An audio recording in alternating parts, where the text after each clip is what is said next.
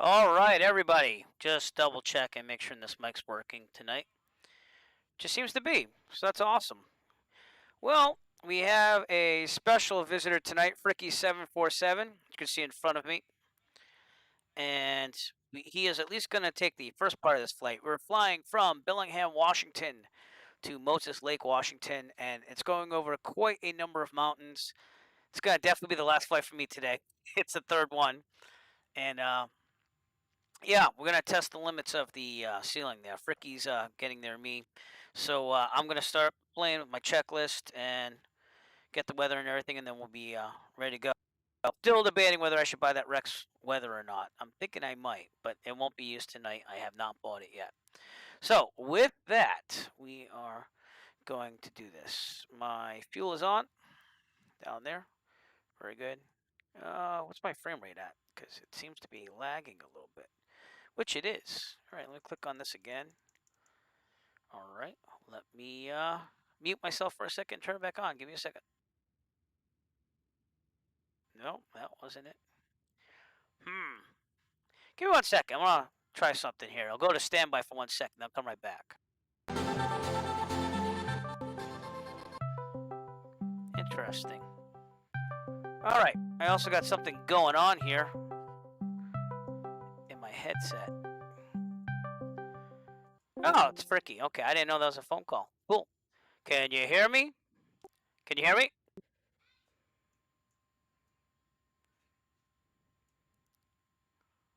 Yeah, you got me.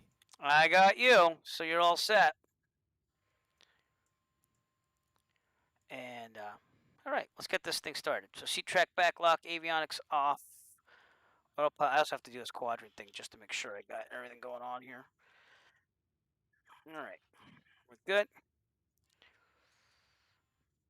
So avionics off, autopilot off, throttle 1/4 inch, mixture full lean, brakes are set, master on, beacon on. Okay, fuel pump is still off, which is good. That usually doesn't happen with SPAD. All right, with that then, fuel pump on. Great. Mixture full in. I don't know what's with this frame rate. I have 9 frames. That is weird. All right, turn off that video there. We'll see if that does it. But I got a serious frame rate hit here. Full lean, pump off. All right, and frame rate to 11. Maybe it's just all the multipliers. I don't know, but we'll try our best with this. All right, and with that, we're gonna start clear prop and on. Went back up. Now went down to 9. I don't get it. Can you hear me at all? Yeah, I can hear you. All right. Did I not turn the fuel on? Guess what? I probably didn't turn the fuel on. I didn't turn the fuel on. Oh, I hate that button so much. I mean, it's worth it to have it, but man, what a pain when you forget it. There you go. I'm just so used to doing pre-flight where you check that and then you never have to worry about it because you made sure it was on. But every time you load up a plane here, it turns the fuel off. All right. Oil pressures in the green. That's pretty much where it stands when you start this plane for some reason. When you can crank that up, it goes up. So we're okay. Yeah, that's cool. All right, seatbelts, harnesses, flaps up. Test that flap button switch to make sure my quadrant's working, which it is. Very good. Event defrost. I think we're good. It's gonna be pretty cold now in this evening. Avionics on. Make sure the transponder's on. Man, I'm really sorry about these frame rates. It's pretty crappy. And I don't know. What should I try turning off? That's what you gotta ask yourself. I don't know. Chat's open, by the way. I just turned the chat on. And okay, let's get rid of the sectional. Maybe this thing. Can you hear me at all? I can hear you. Can you hear me? Yeah, I can now. I almost never use push to talk, so I'll try not to forget to hit that button. That's okay. And if worst comes to worst, just chat, you know. I am still trying to find you. I have live players and weather and time on, so I'm looking for you still. Yeah, that top box should be all players multiplayer no matter what setting they have. So I don't know what you have on the top box for traffic. You said that you could see me? Yeah, I can see you. In fact, you know what? I'm gonna invite you to a group, and maybe that'll make you pop up better. So give me a second.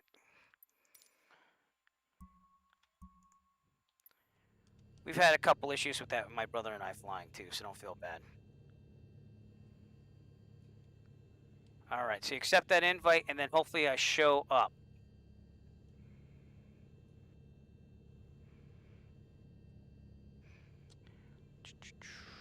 ATIS.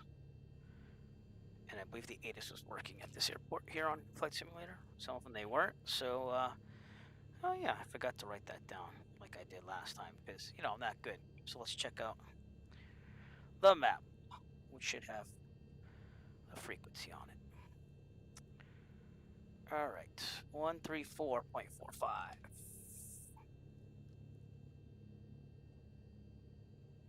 So let me know when you do see me, and if you don't, we can try different things. Bellingham Airport Information Yankee 01000. Wind 032 at 8. Visibility 10. Sky condition. Few clouds at 800 feet. Few clouds at 4,400 feet. Few clouds at 12,200 feet. Temperature 9er. Dew point 10. Altimeter tree 0.36. ILS runway 16 in use. Landing and departing runway 16. DSR aircraft, say direction of flight. All aircraft read back hold short instructions. Advise controller, on initial contact, you have Yankee. All right, so I pushed the shortcut button to get 3036. Runway 16, Yankee. And we gotta get to runway runway 16. So there's gonna be a crosswind here. 8 knots, you know, it's all right. It'll be a little brutal, but not bad. So I left the group. Yeah, I've got you at my 8 o'clock, basically. So.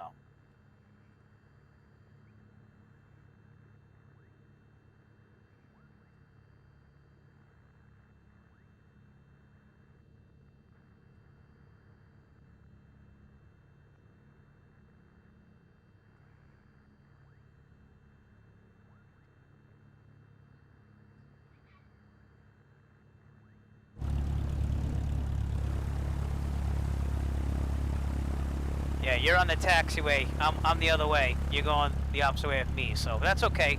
They're saying runway 16. So if you want to meet me there, that's fine too.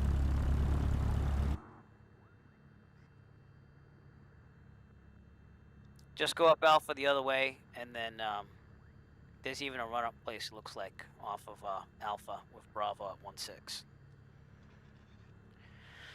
All right. Well, we'll get there eventually. I don't know if you can see me or not, so let me invite him one more time.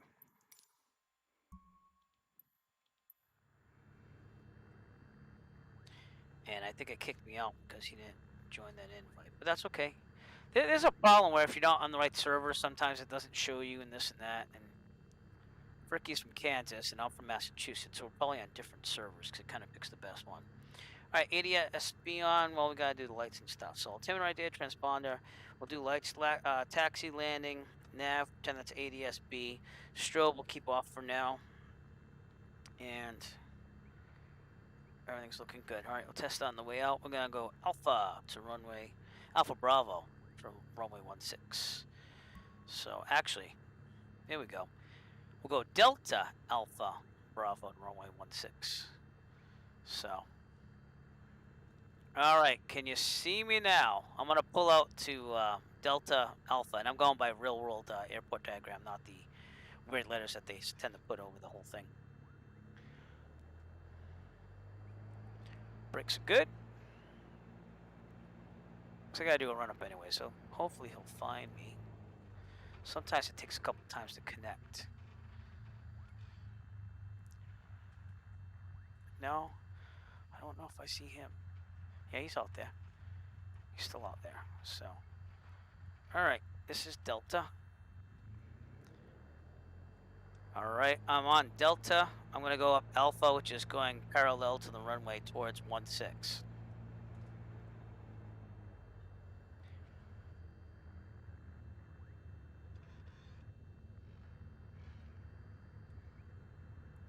This is Alpha.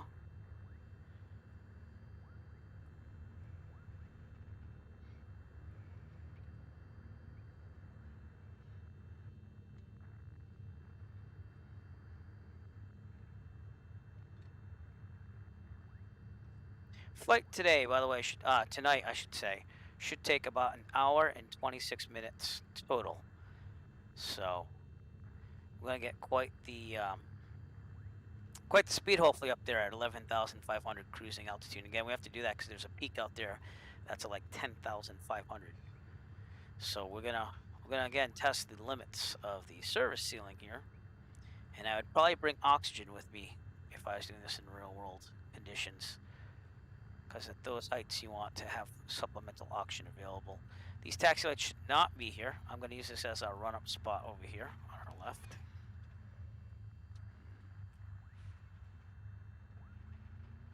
And then we'll swing back out. So with that, I'm right here. Okay. Run up. Brakes are set. Fuel set to both. Good. Let's get some panel lights in here too. Get rid of that. Here we go. There we go. All right. Trim set for takeoff. Set to both. Flight controls. In, right, out, left, all the way in. You are right off my 11 o'clock. I can see you. You're coming right at me. I'm at like a run-up area past these taxi lights on your left. Enunciator lights testing. Good. All right. Instruments. Trunk bearers in the middle. Best. No flag. Heading indicator is about 175. Vertical speed looks good. Altimeter looks good. Horizon looks good. Airspeed looks good. 1800.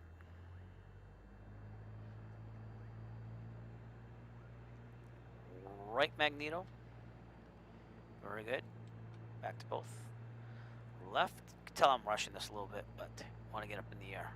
Back to both, and there's the simulator, so it's always gonna basically be good. Vacuum. I shouldn't say that. One time when I was way back in the day, I had a landing gear failure back in the virtual airline days. Amps and volts. Amps, again, they look like that, but they're gonna be fine. Oil pressure, oil temperature in the green. Idling. Very good. Looking good. And back to 1,000. All right, I am gonna pull up behind him. He's actually doing a run up right there, which is fine. So, and I will come over here and hold short for a little bit, make sure I'm good. And I also have to call out VAT Sim because Seattle Center is on. So let me test my radio. 124.2. And that's going to be a little different than Fricky because he's not on VAT Sim.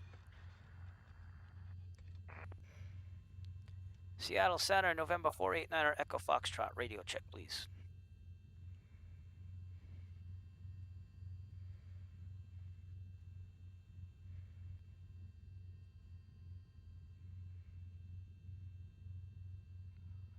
They're not hearing me.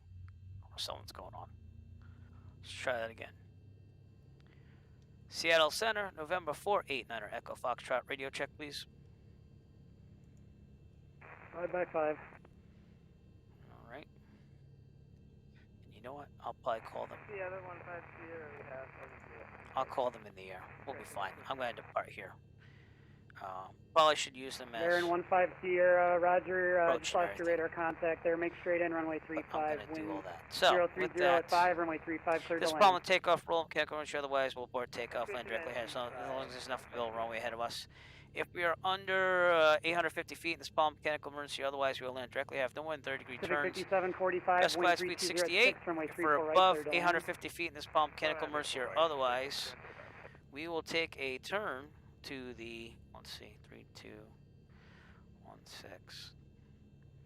Take it to the left and land downwind on the taxiway, the grass, the runway. Whatever's available to us, best glide speed is 68. with that, I'm going to depart out of here. You know what? Forget flight following. I'll just kind of go with it, and we'll be good to go. We'll have them on standby if we need to. All right, with that, I'm going to move out here, go back to that Simualtor. Because we don't have to use approach if we don't want to. All right, where is he? He's right behind me. Yep. All right, you still hear me and you can see me?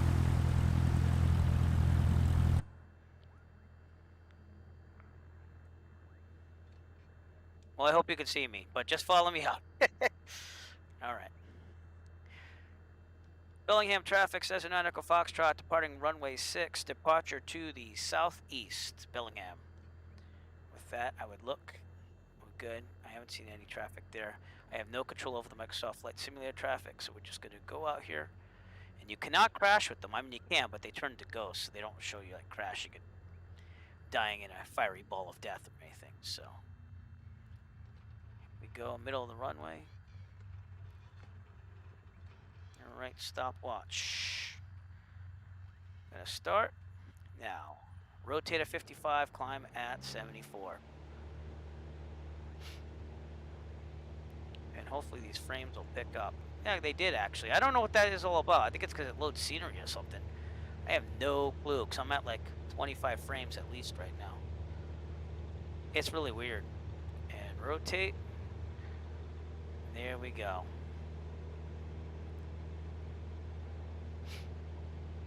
Drop the nose a little bit. Climb. A little less right rudder. There we go. And this might turn into a nighttime flight halfway through, so we'll have to see what's going on and see what we can do here. Yeah, it does that every now and then. It still goes down to 9, but then it kicks back up, so it's usually when it's loading something. So no clue. Magnetic heading will be calculated. Would be 101 if we were overflying the airport. So we're going to just kind of intercept the course, which will be a turn to the left. Even though 16 is right, we're going to go to pattern altitude, do a standard 45-ish type turn to the left. Taking that Class D clears for that, and we're good. So we're going to be climbing for a while, you know. Definitely not going to get as much of a climb when we get in those upper levels, but we'll keep going at it. We got to get to 11,500. There's a lot of mountains out there. So, all right, we're right about pattern altitude right now. Clear on the left, clear on the right, back to the left. We're good. All right, we'll turn on course a little bit more than 101. Get going, and these clouds were gonna be a problem. They still might be a problem, so we'll have to check that out, because when I did these Mountain the USA flights before, we always had problems when we went over the mountains. So, and let's make sure that Fricky is following me. He is. He just departed, so that's awesome. And Fricky is a real-world CFI, so I need to impress tonight. I can't mess up, but I might have to go a little above and beyond the VFR rules tonight if the clouds are bad, so we shall see. Hi Raphael, how you doing? Where you from? And what do you fly?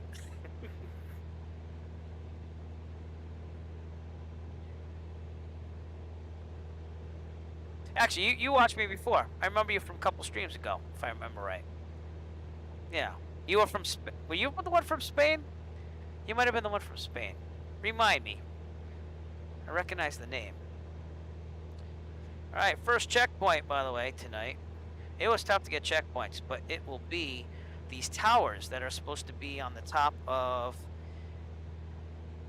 It says Prairie Wickersham, so right around that area, there's some towers. But again, I don't know if we'll see that on the simulator because they don't do a good job with objects, but we'll climb at 80. I'm going to trim up so that we climb at 80. Of course, the trim is always kind of tricky. So, But how are you doing tonight? I hope you're doing well. Trim it up. Let's go. Climb. More altitude, the better right now. So, because it does get very hilly out here. Talking peaks of 3,400 at our first, actually 3,364 and 4,300 at our first checkpoint. So we gotta get this altitude. Okay, 3,000. I'm gonna start leaning the mixture a little bit. And it's gonna get very lean as we get to those upper levels as well. So there's a cloud. I'm gonna try to avoid it going to the left. But we'll get back on track. But this is what I'm talking about. We're gonna have issues with these clouds here and there. It didn't look so bad in real world weather, but the Microsoft Flight Simulator weather does not make it look easy. I'm still kind of breaking a little bit of the VFR rules here. I'm supposed to be 2,000 feet horizontally away from clouds. So, like I said, we might have to ease up those rules tonight to get this flight done. The mixture, there we go, right about there. EGT temperature should be right about there at a good lean. So let's put that needle up there so we know that. Nope. Whoa, missed that button. Climbing at 80. Getting the altitude up there. We're at 3,800, excuse me. And in front of us is that Mount Baker, which we saw earlier. And there's also Mount Chuksan behind that. So that mountain I saw before was just a peak, and that's at about 6,320. That's not a mountain. Well, it is, but it's not like a named mountain. So, all right, we're above that cloud. We're good. So the rules about cloud distance in VFR are you have to be 1,000 above, 500 feet below, and 2,000 feet horizontally. So if I tend to break that tonight, just go with it. Okay? Just go with it. Let's get a little bit more light here too if I can. Oh, I'm blinded by the light. Okay, good. Beautiful. Let's get some background music now that the tense part is over. Now let's kick back, relax, and enjoy some flying, shall we? 4,500. Let's just keep that going. We're going to keep leading the mixture as we get up there a little bit each time. And we are on track, believe it or not. We are right on track. Let's see how Fricky's doing. He's doing excellent. In fact, he's got more altitude than me almost. So we're doing well. And let's have some fun.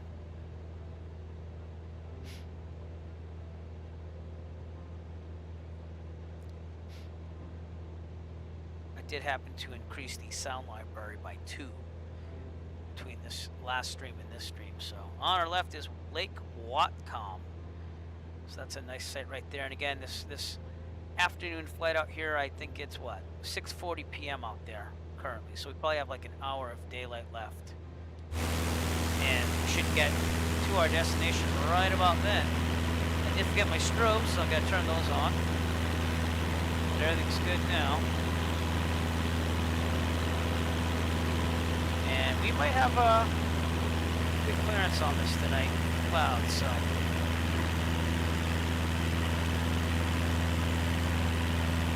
It says clear in Bellingham on the real life VTAR. And for our destination Moses Lake, it's saying clear. So nighttime seems to clear up a lot, at least in this season. So, but we are climbing. I can trim up a little bit more. Again, I'm going to climb at 80. Better cooling and vision over the nose.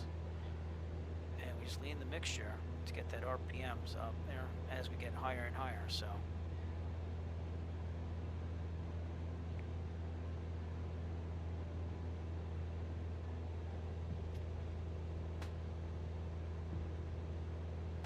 All right.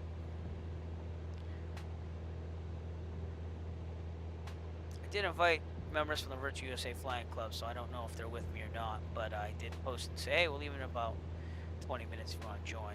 But it is a Sunday night. Sunday nights get tough sometimes, so. Alright, I'm not digging this track. Let's go to the next one. Maybe something peppy. That's not peppy, that's inspirational.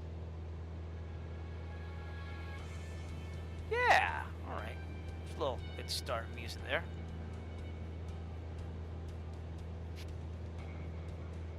All right, so Fricky learned how to use the drone, which you push insert and you move all around. I'm trying to think of what else I've used. I mean, to look outside the plane, I have a button on my honeycomb here. It just makes me go in and out. But the scenery is beautiful, as you can tell. And it's really just about leading the mixture as we get up there. The climb performance is going to get worse as we get higher too as well, because the air is thinner. So there's not as much pressure for the prop to pull off, and also the wing, you know, the pressure is less underneath as we go higher. So it takes a little more force to get up there, but we're at 6,500 climbing still. Hope I didn't forget anything.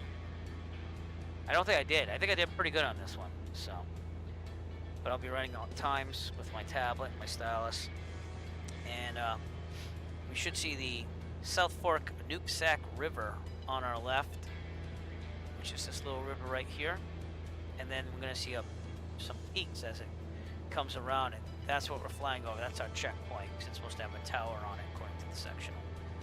So we shall see, you know, a little bit more. Very good. Yeah, a little bit more in. Rich in the mixture. There we go. Doesn't take much after that initial one. Trim up.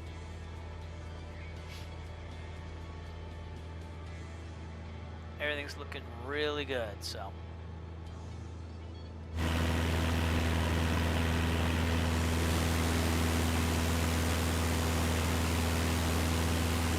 Nice.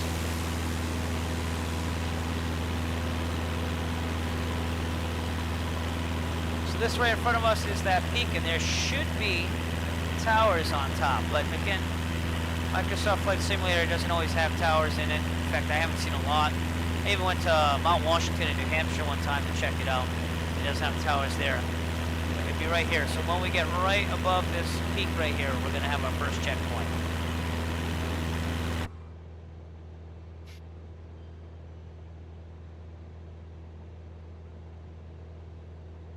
And the sun is melting into the sky as we continue on here. So it's pretty cool.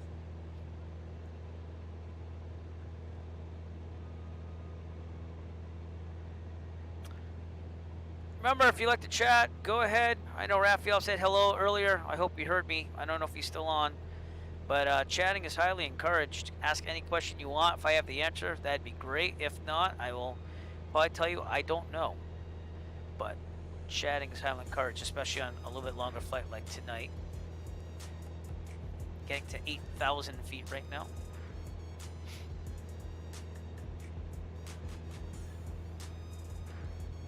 Trim up a little bit more so you can see that the nose is dropping slightly as we get up to the higher altitudes. Again, there's less pressure under the wing with the lighter air pressure up here. But it's looking like it's going to be a good time to fly this. So, and this is part of the Around the USA flights. We've been doing this since June.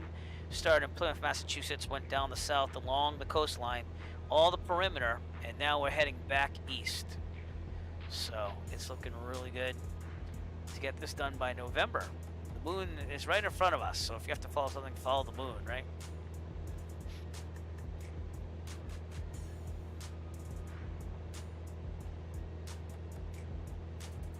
All right, we're right about at those peaks with the towers. Really wish they had the towers, but don't think they're gonna be there.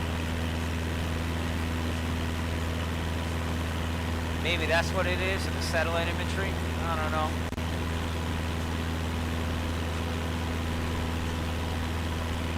Maybe this is it right there.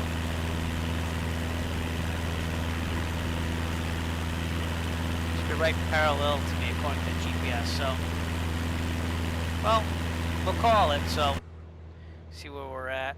Yeah, that's doing well. We got a time of 13 and almost a half.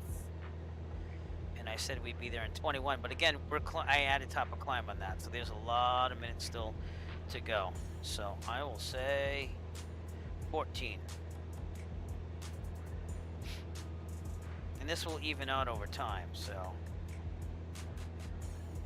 as we climb, you have to make sure just a little bit. Okay, 47, 57, hour 5, hour 9, hour 19. So very good. Next checkpoint will be 3 Whiskey 5. It's an airport. I'll tell you where that is in a little bit. So I get a little more on track there. Just mirrors airport. It'll be off to our left. We'll be crossing some train tracks if we can see them. It'll be a little harder at night to do that. And then we'll do that. Yeah, isn't it? Do you have that on yours too? Are you using real time? It's really nice. The graphics in the sky are fantastic. The weather, not so good compared to real life. But off our left there, we have Mount Baker, 10,800 feet on that peak. And we did send the drone out there earlier today in my second stream of the day, which is archived on YouTube as one because I messed up a little bit, but it's there. And I also messed up on the first stream of today because I kept my microphone off like an idiot. But I made sure it's working for tonight. So God bless those people that made it through that one, because I didn't know that my microphone was off, even though someone said, and then I was like, oh, is it working? Then I didn't hear anything back, so I figured it was working, but it wasn't. It gets really nice too at night when these roads start getting like street lights and stuff, which I'm not sure there's going to be a lot in the mountains, but we'll see. The service ceiling on the 172 is typically 14,500, which I think it is even on the SP model. So we're needing a little too much there. All right, enriching. Here we go. But you're not going to get as many RPMs up here because again the air is thinner and the prop can't chop through thin air as well as it can dense air. So it's just the way it is. Our ground speed though is 111 knots. So, and I should probably get more on course here to my right, more south, but we're getting there. That is a very nice moon.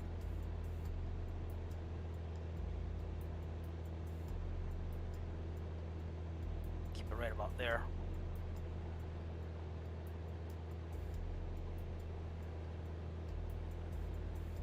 Really nice scenery. God, I wish you could save this as a panoramic photo, because I now have my 3-monitor desktop back, and panoramic photos work best on it, so I can spread it all the way around. But I don't know. I'm not gonna learn how to do that on the fly here. Literally on the fly. Right below us should be some small towns. You got Lyman right off my wingtip here. Then Hamilton will be over here, I believe. A little bit extra to the right. It's probably Hamilton. And boy, it's gonna be a spectacular night on this. That's the Skagit River right there. We're even going to see the Columbia River ahead, so.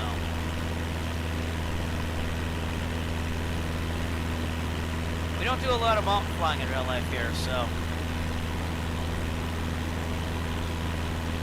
But if I ever get to New Hampshire, more into New Hampshire, I got to Nashua when we started seeing the mountains up there. I'll get to the White Mountains and White Mountain Regional, where I like to go. Might see things. The Plymouth Flying Club, the Plymouth Aero Club, I should say, Real Life Aero Club has a fly-in to Keene, New Hampshire, which I thought about doing, but I'm not sure because that might be a little bit of money. Probably, I'm going to estimate high, $300 for the round trip, and I also have a thing about eating at restaurants during COVID. That's just me, but I did go to a restaurant yesterday out on the outdoor patio and wore a mask most of the time until I had to eat food. Had the mask down here and it was like up and down. Just overly cautious. So just me. I'm not even like one of those paranoid type people. I'm just like, I want to be safe. All right, lean off the mixture a little bit more.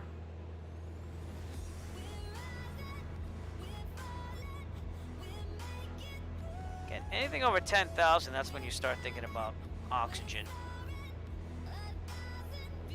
So, but that mixture is pretty far out. And in the real world, we don't just pull it out. We actually rotate this thing to make fine adjustments. So you can pull it out, but we rotate it. And I haven't found any throttle prop mixture peripheral that will do that like real life yet. But if someone ever were to make that, that'd be kind of cool. Beautiful skies.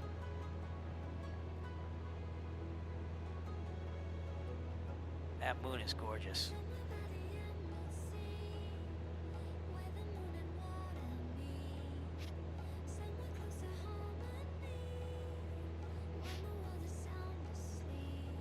Alright, and Mears should be right at the end of this river.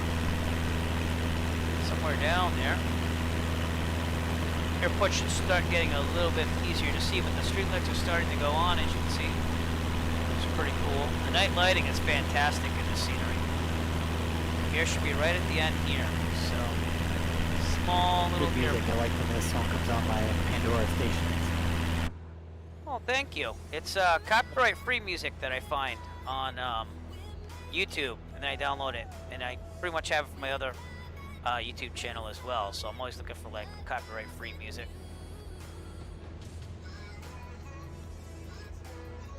I'm trying to grow the library though for when I stream. So we got 30 songs right now, and I want to get that up there so it doesn't repeat itself too much. All right, we are at 11,000 feet, getting to 11,500. So we're going to trim out pretty soon. And Mears is almost parallel to us, but I haven't seen it visually down there yet. There's supposed to be a big lake, and it's supposed to be down here somewhere. Right in there, actually, so. Is that it? Oh, it does? Cool. It's by, a fat rat. That's what it says on my track, at least. But there is an airport down there. Whether we can see it or not. It should be right around here. So it might just be a field airport with no lighting. But we need to trim down to 11,500. We've made it, everybody. Now we just have to stay here for a while. This is a beautiful rendition of Fly Me to the Moon. Which they said was copyright free. I'm not sure about that, but I'm not making any money on this stuff anyways. So in the future, should it monetize the videos, then I'd have to worry, but it's a beautiful version. She's got really good vocals, so.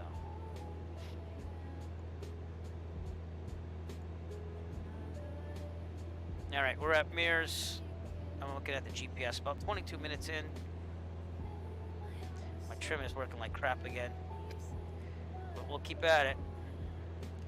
And I said 20, but see, that's because of the climbing involved, so. Trim out the mixture, and we're also going to bring it back to 2,500 RPMs. So, which is up there still. I think maneuvering speed's 104 on this. So, adjusting my times. Got some winds here, which is good for me because it should be trimmed down, but it's not. It will eventually work out, but.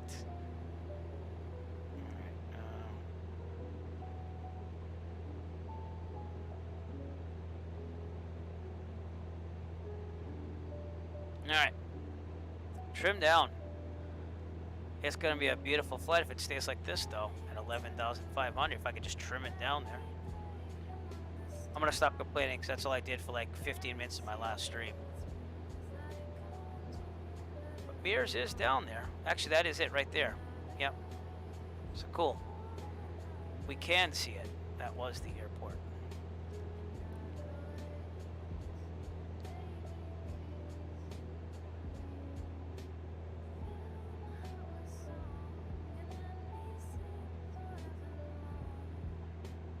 That trim is sensitive. Ground speed, according to my GPS, is 144 knots. Boy, you can't beat that. Cannot beat that.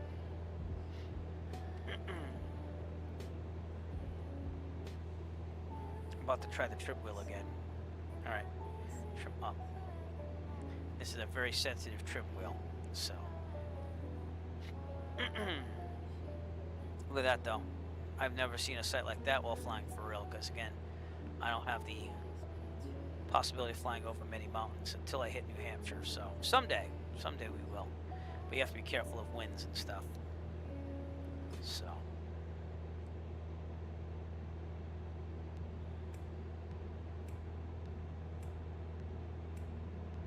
All right. Oh, we didn't even get my next checkpoint. Should probably do that.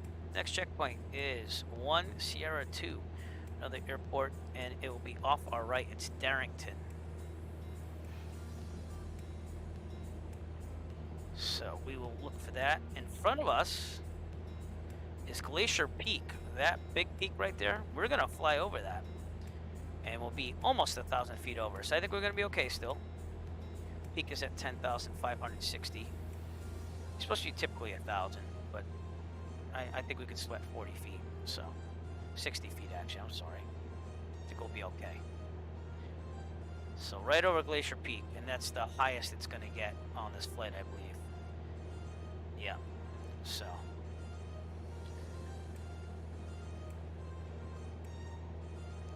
No sweat over Glacier Peak, okay?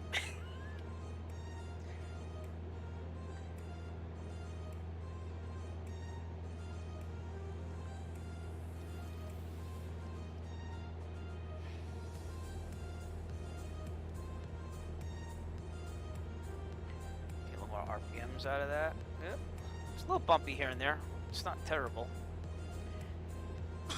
I think the flight simulator weather engine, they really want to show off that the winds are coming up from the mountains, and they overdo it just a little bit. But again, I haven't really flown above mountains like this, so let me know if I'm wrong on that.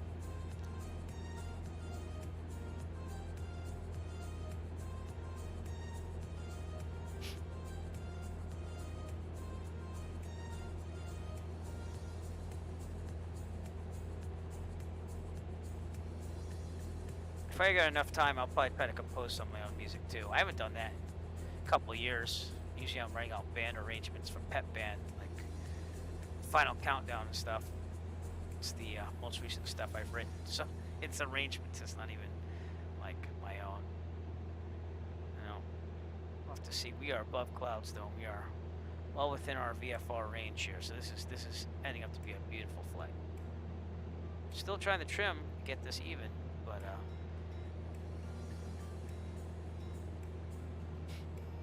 right over Glacier Peak. We're going to make it right over that, so we'll look at it. But Darrington, 1 Sierra 2 should be off to our right.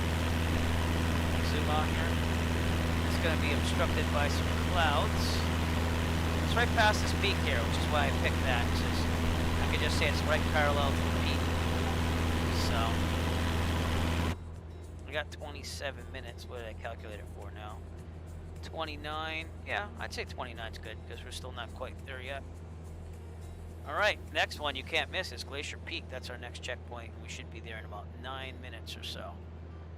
So it's easy to fly to. You just head towards the big peak. But we got a town over here on our right too, which is called Darrington. Makes sense. Again, I've never been out here out west like this, so. But it is hit or miss on flying over these mountains. I remember that from the last time I did the Around the USA flights. It's either really cloudy and you got problems with avoiding clouds VFR, or it's like this where the clouds are going to stay at one place and you have a nice view above them. It's usually that you're going to be above them. So. And doing it nighttime, I think, makes a difference too. So. That moon is, it's glowing. I wonder if that follows the phases of the moon for real. I think it should. So let's see what the phase of the moon is supposed to be tonight. Northern hemisphere, right side, 50% lit disk. Wait a minute. Oh, no, that's just the lunar phase. That just tells you what the lunar phase is. Let's, moon phases, lunar calendar. Moon, 86.9%. I'd say that's 86.9%. So waxing gibbous. Did I pronounce it right? Gibbous. So yeah, the next full moon is October 1st. So that looks like it would follow the moon phases in the simulator. So that's pretty cool. Awesome. Give you an idea of where we are. We are about to hit Glacier Peak. So we're right about here. Right near the Simualtor River. And we're going over the Cascade Mountains. So Glacier Peak, and on our way down to Moses Lake. So very nice flight.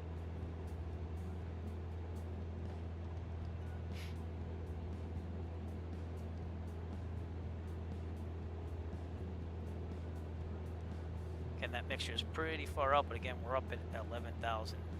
It's supposed to be 500. I'm trying to trim that down more, but we'll see. And feel free to chat. Feel free just to sit back and relax. Let's just enjoy the views and check out what Microsoft Flight Simulator can offer us. Also, if you like what you see, push that follow button on Twitch. And also, if you're watching on YouTube and you haven't subscribed yet, go ahead and subscribe. And while you're at it, maybe even push the like button.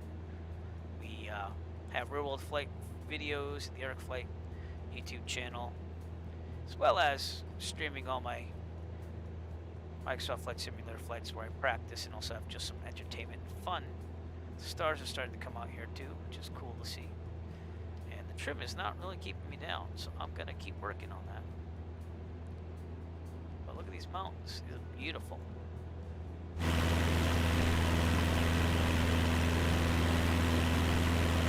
Reminds me of pictures from Peru. We have Ricky joining us tonight. Even he's having a little bit of issues keeping it trim, but hey, it's not just you. I think it's just very delicate.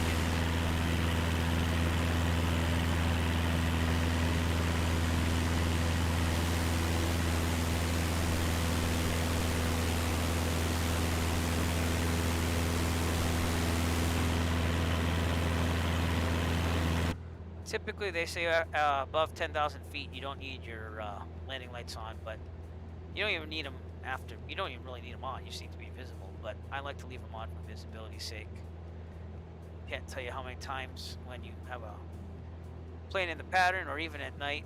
Not that I've flown a lot of night, but the nighttime flying I have done, it's way easier to spot someone with a landing light on than just their nav lights and strobes.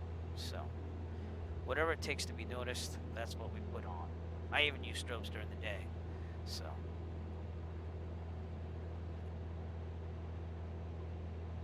we have a 787 out there, our TBM 900. I think that's what it is.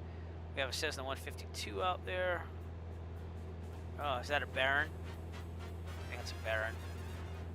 Oh, this is the U.S. Navy band playing Come Fly With Me. This was a good track. I just got this between the last stream and this one, but a little jazz for you. Can't use the Frank Sinatra version or else they'll get you on copyrights, but the U.S. Navy band, we have a chance, I guess. They had a really good kicking band though, so.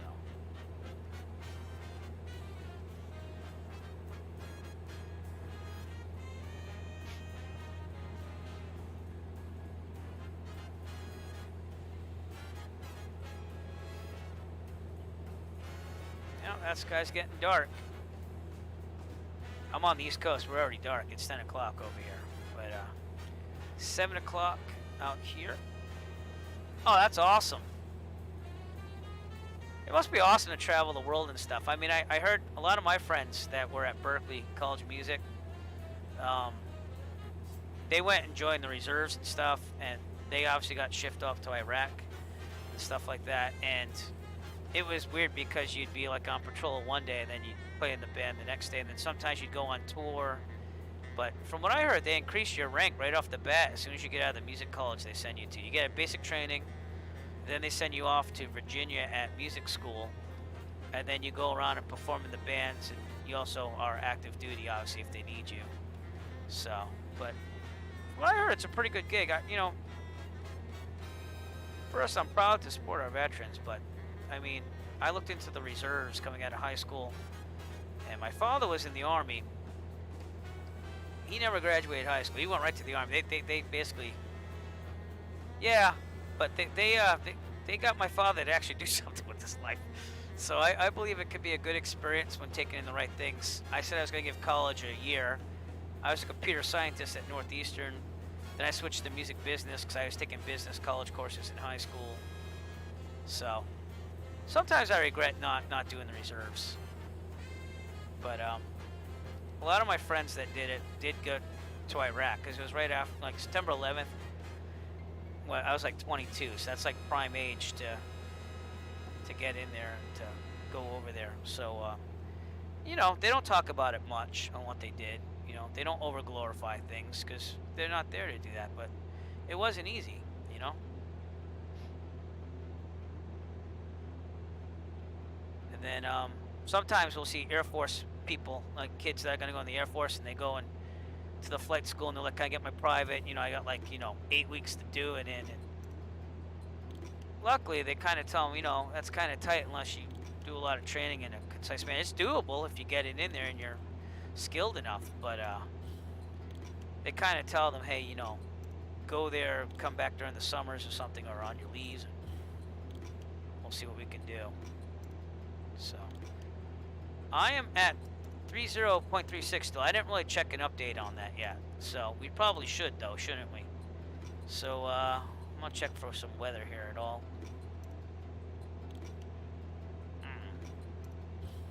I don't think there's any weather in the area. The last weather is probably gonna be quite a far place away.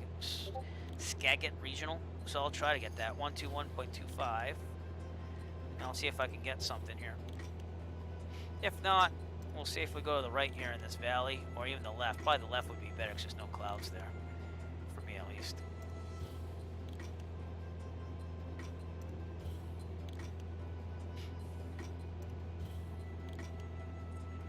My father actually told me not to do the reserves, so I don't know what that means. He's like, you know, you're not like me. You graduate high school, blah, blah, blah. And then he also told me before the recruiters came over, he's like, whatever they say, don't believe them. So, like when they ask you, where would you like to be stationed? Like, he said Belgium, because his mother came from Belgium. And then he also said Hawaii. And they sent him off to Korea. He used to fire missiles out in Korea in the 60s. So, yeah, that's what he did. And they made him get his GED. The story is that 2 people in the Army couldn't get their weekend pass until he passed for this GED. So they basically told him, you're going to do this or we're going to kick the living, guts out of you. So he got his GED. He needed that motivation, though. That's what my father needed. And I'm not getting any weather there. But you know what? Let me cheat. Let me go on Sky Vector here.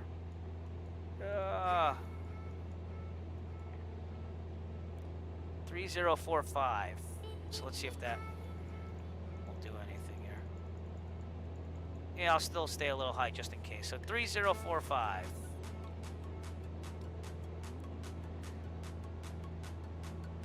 And it's definitely getting to be night here, which is beautiful and yet also dangerous at the same time because you got to watch these peaks here. But Glacier Peak is the highest one, so. And that's at 10,560. We're right about there. So let's get a visual. Something we can't do in the real world. Yeah, we're gonna clear it. I think I might stay to the left a little bit just in case, but that's also gonna be our checkpoint.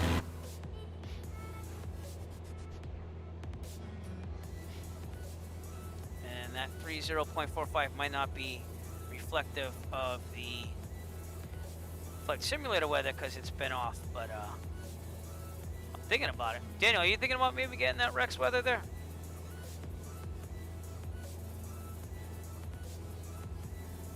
Thinking about it. It's only $21.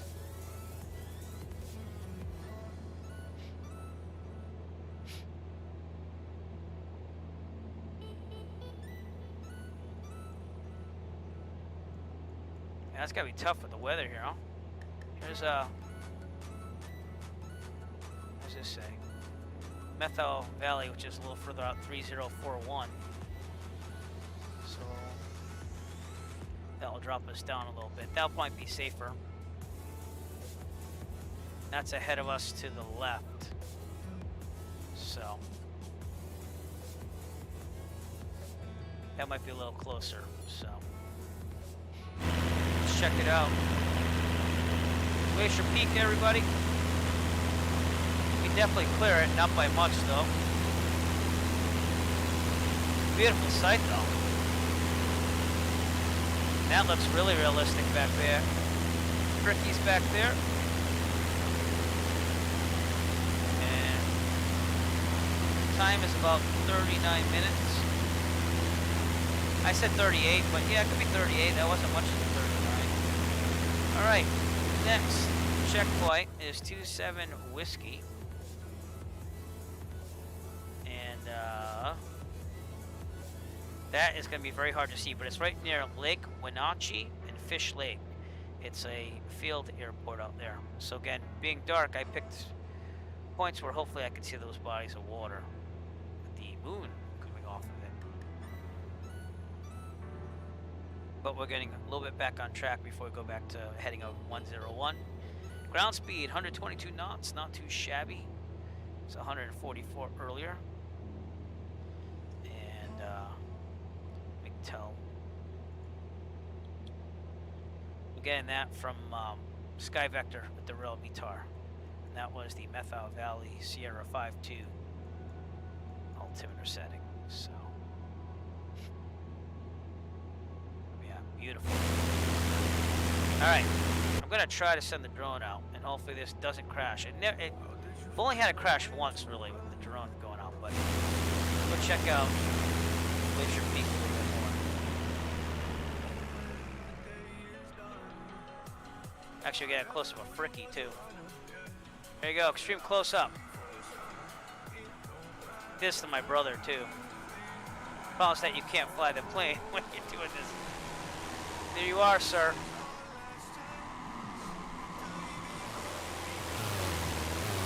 That is you. Took a screenshot of that. My buttons are working again for a screenshot. Sorry if my drone got close to you. Now I'm going back to us. And back in the plane. Good. I knew it was going to shift to the right. Try putting a little rudder there, but let's get back on course here. Must have lost some altitude because it was turning.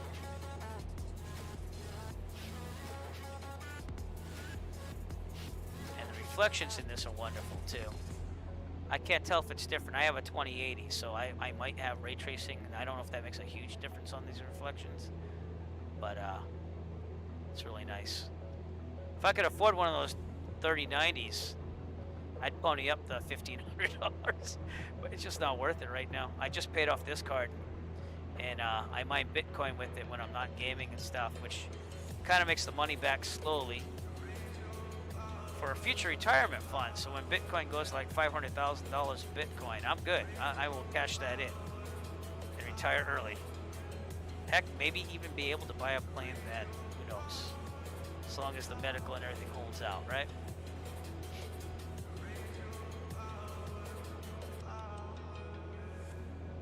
We're trying to stay in good health here, best I can, so we'll see. I think I am gonna go basic med though, and my next medical is due up in 2024, so. Yeah, because I did 5 years just before I turned 40, so. Which I was told to do by the medical exam. It's like, when you turn 39, come back to me and get the 5 years. And then it's every 2 years after that. Basic med's still every 4, but you have to take a written test, the written test. It's more of like an online test every 2 years, so. And with basic med, I'm hoping Canada will accept it someday.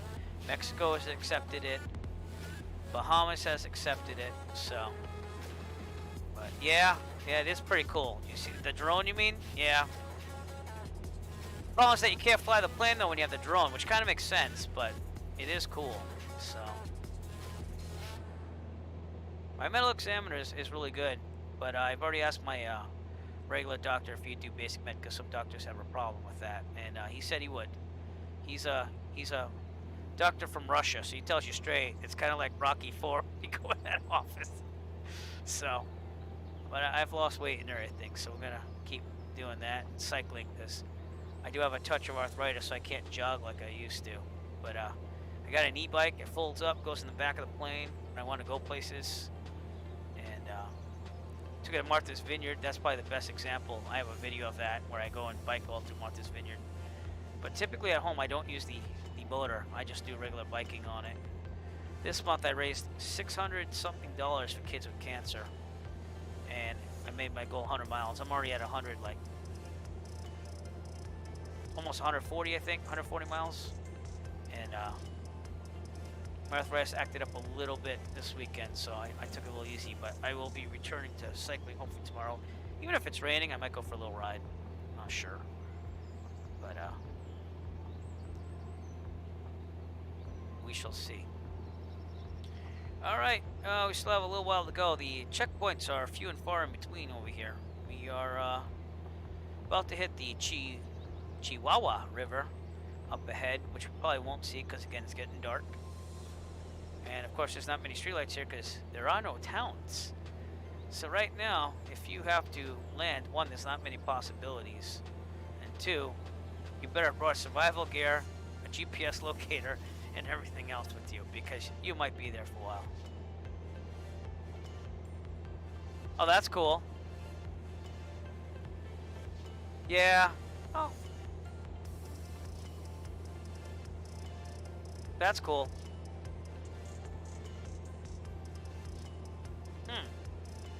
Interesting.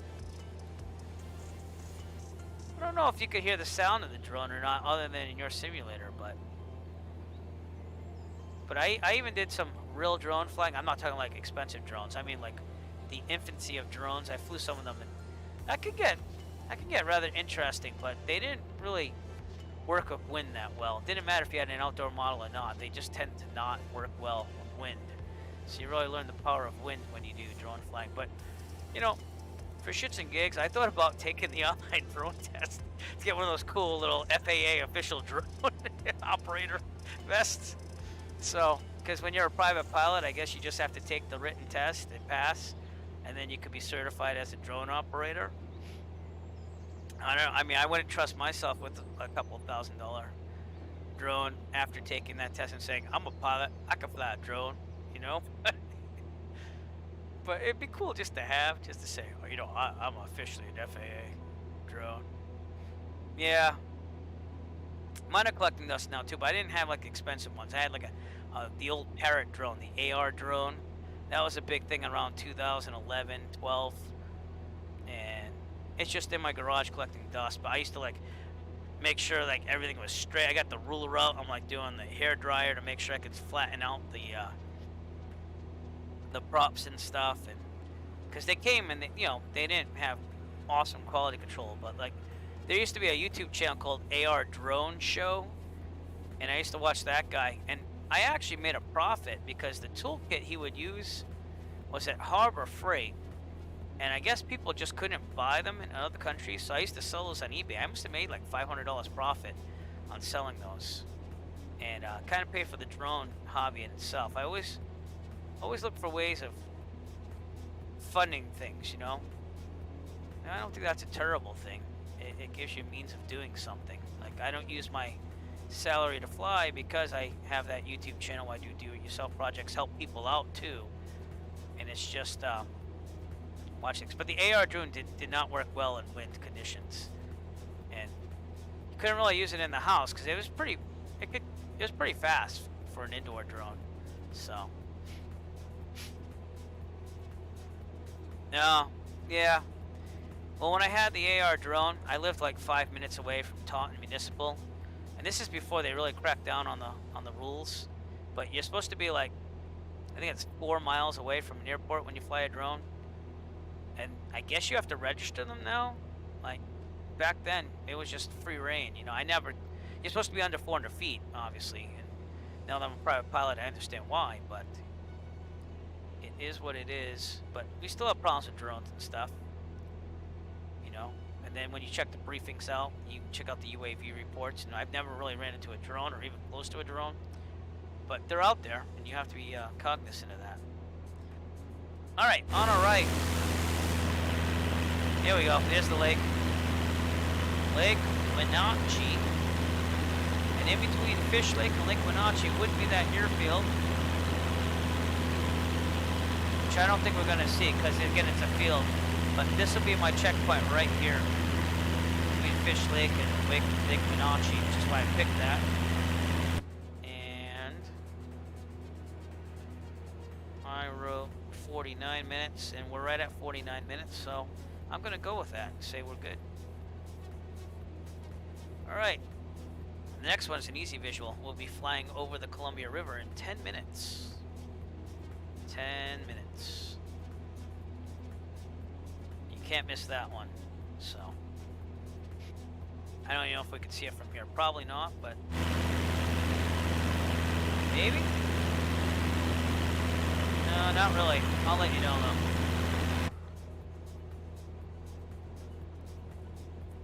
That's cool. Yeah. I mean, for me, it'd just be more for fun, just to say I have it. But, was it hard to get it? And I know that, like, drone operators get poo-pooed all the time by pilots saying, "Oh, look, I got a vest," but you know, it is what it is. You're a certified drone pilot, so you know. And there is money in it in some places. I know some people that like.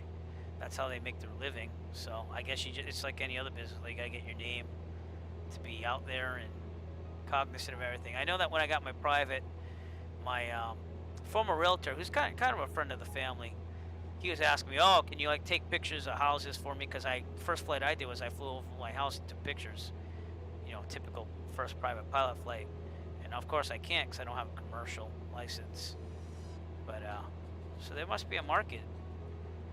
Off to our right is another mountain, and the Wenatchee Mountains are out there, and that's Mount Stewart, I think. So, Mount Stewart? Or it could be Mount Daniel. I don't know which one, but it's out there. We do have some civilization out here, which is nice to see. But you definitely need a survival kit if you're going to fly this flight. You would definitely have to prepare.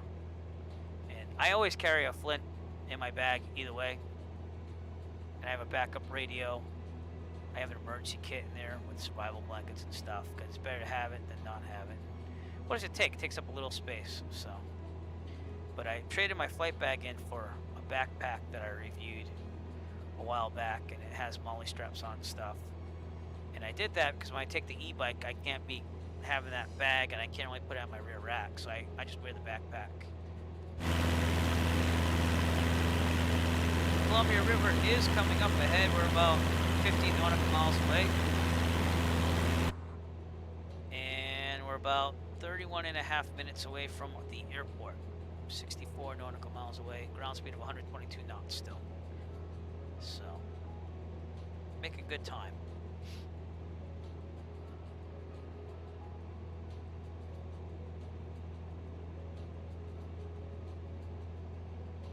More certifications, the better, probably, you know. But at Plymouth, where I fly out of, we have a little of everything.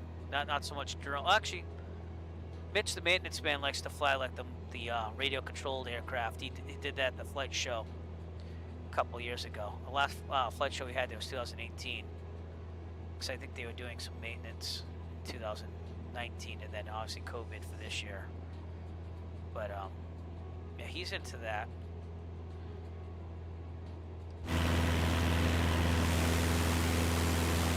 Looking pretty good back there. Take another drone swipe at you. Give you a little view of what you look like here.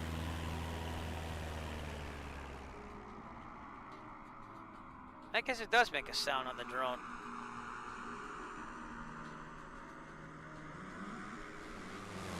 There we go.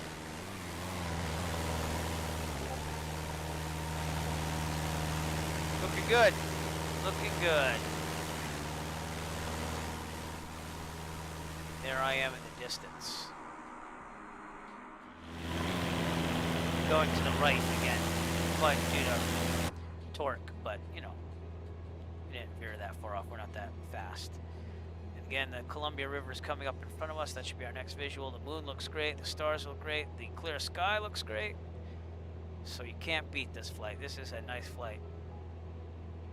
When I saw the weather, I was like, I gotta do this. Of course, you can never tell with the Microsoft Flight Simulator weather, so. Yeah, that's what I thought, so. Online course and quiz, so, yep. I think I'm gonna do it sometime. I was gonna do it when I was remote teaching last year and they kind of shut things down because I couldn't rent for 3 months, but I just didn't get to it. So we'll see. They're going to give me some administrative duties at the school because they are not letting me teach elementary band so far because of COVID, and I'm teaching from home remotely. So, we'll see about everything. But I have a principal's license, so they like to use me on administrative duties when they mess with the schedule, which they're doing more frequently. Not just because of COVID, but they also messed with it before, so. It's good to have, obviously. I'm also the top tenured music teacher in the district, so it's not like I can lose my job unless they get rid of the whole program, which they're probably not going to do. So, but kind of earned that. I was on the bottom, and then I stuck it out. It's not the best district. I'm not going to mention what it is, but it's very small, and it's very hard to keep a band together. More so now, seeing that kids are not playing instruments due to COVID. The middle school and high school band still exists, but a lot of kids dropped. So do the best we can, and that's all I can do. There's nothing else to do. It's kind of like being a pilot, you know. If you get furloughed, you get furloughed. If not, you figure things out. So it could be the same way with being a teacher sometimes. And I have been laid off twice in the past, so, but that was a long time ago. I've paid my dues for a number of years, so. Alright, let's see if we can get a visual on the Columbia River up ahead of us. Not so much yet. Looking at these roads, which will lead to the Columbia River, though. There is a bridge that goes over it. And that airport in the distance is Pangbourne Memorial, Kilo Echo Alpha Tango. So we're definitely getting there. Just a matter of seeing things. Is that a boat? No, that's the moon reflecting off the Columbia River. So we can't see it in a way.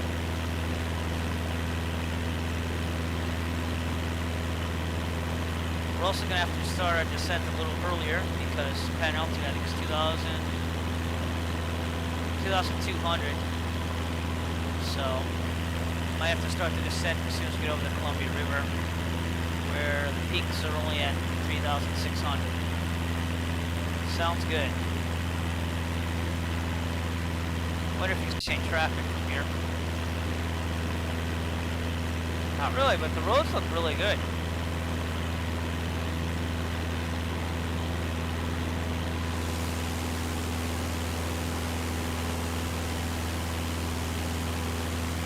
It's been a nice flight. A really nice flight. So, and as we get over near the Columbia River, we'll give you more visuals. So, but I definitely want to do more night flying as it gets darker out here.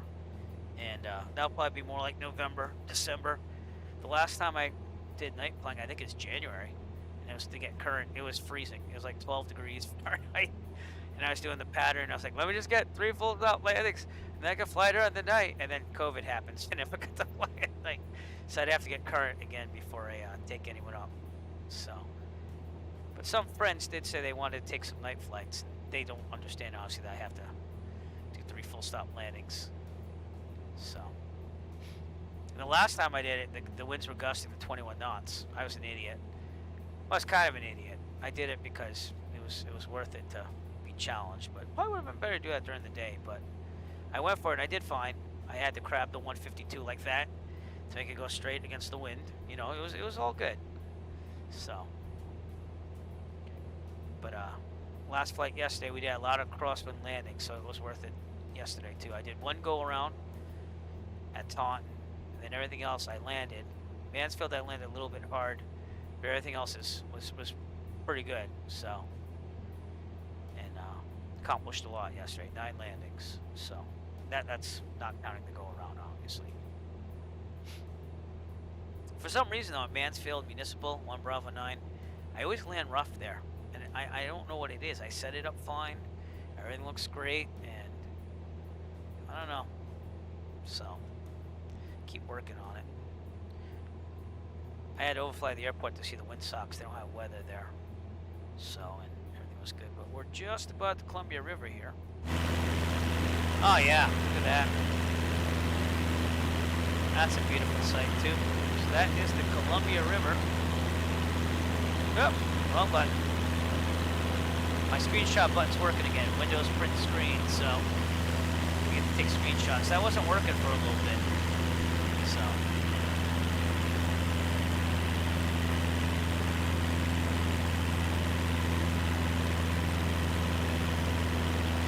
So if you saw the screen flash, that's what I was doing. I was taking a picture. Pretend it's the shutter. And I'm going to start my descent over the Columbia River, so we'll start descending down to make sure we're there. And we are 48 and a half nautical miles out, about 24 minutes according to my GPS. Ground speed of 121 knots.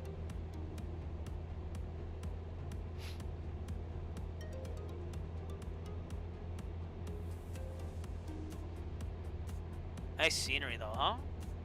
Even if it is night. I like flying at night in this simulator better than any other simulator I've ever flown in, because it's more lifelike. So.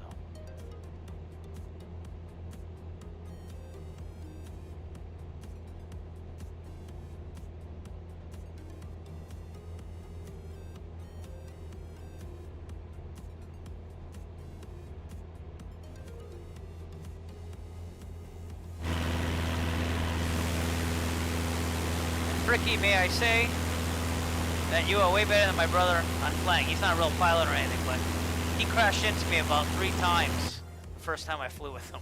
And I was trying to teach him how to fly the 152 realistically.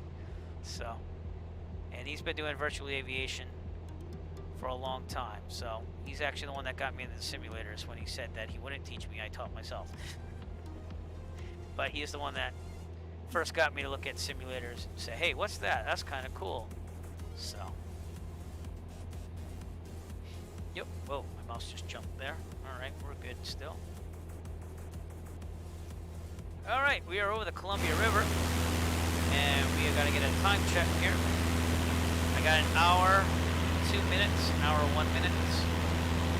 So, no, I'm right here. Right here. You'll see this city off your right, and then this lake going up, the river going up. So that is the Columbia.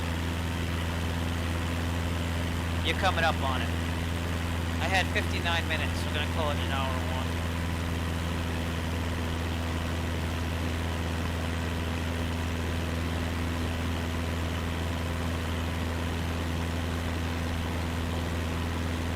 All right. The next one is going to be very hard to see. And again, there weren't many places to pick. If you're coming up on it, you're just a little north of me. That's what it is too. I'm a little bit more direct, so.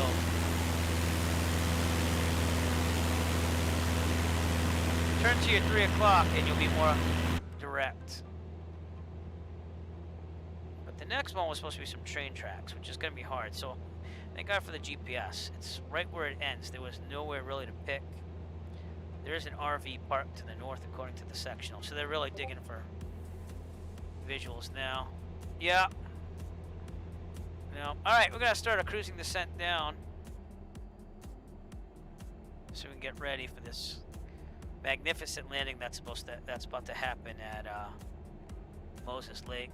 And try to get a weather report right now too. So that'd be 119 or 0.05.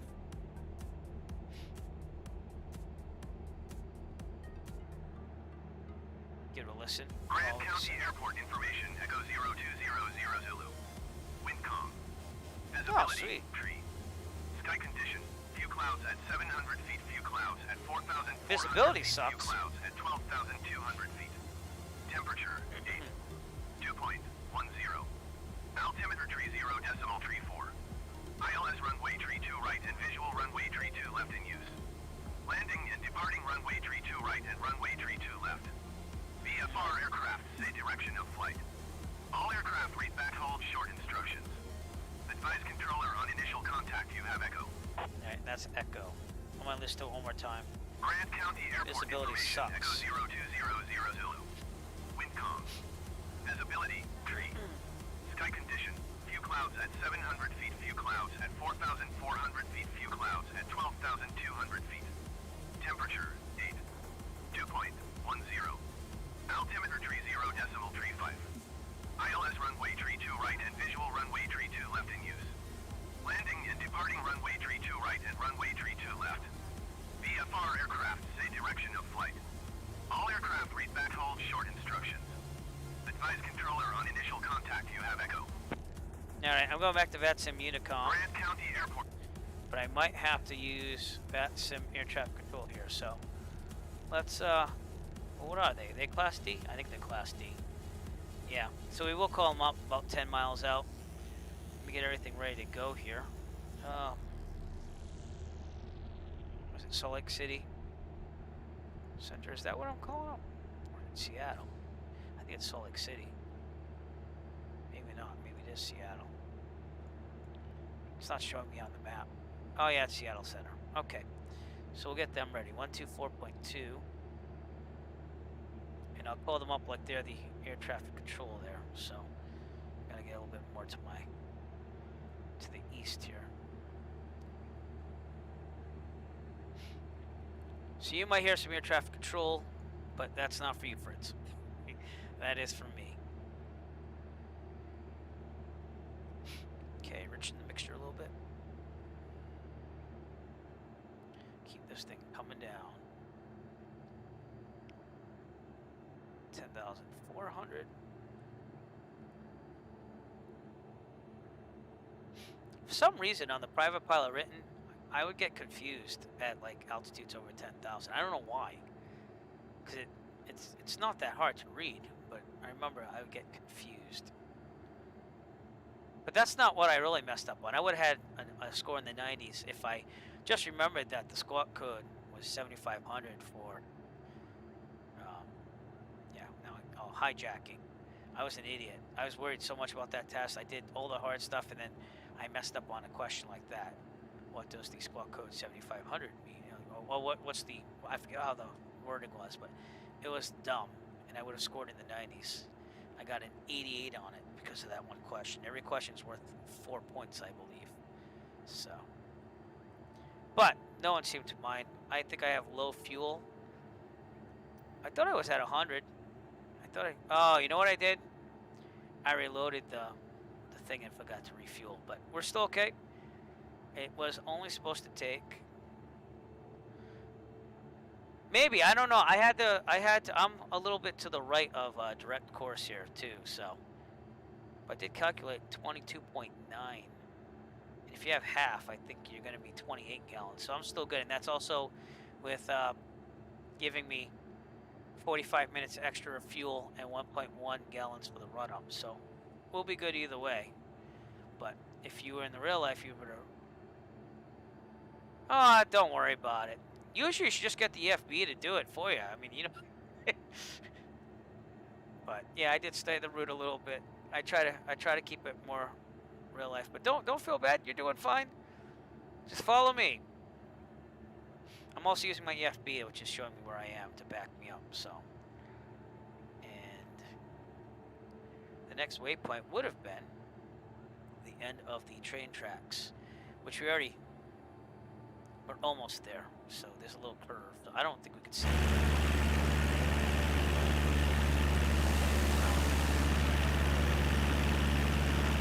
But they're down there. There's train tracks. I can't see them at all. Worst checkpoint to pick, but there's not much to see. There are some roads that intersect it there, though, too, so you can maybe see a road to help you. But it is clear out here tonight. It is looking good. And you are off my 9 o'clock there, so you're doing fine. You might even be a little bit more on the direct course than me because I'm a little south of it. 9,000 feet and descending. Or should I say 8,900 feet.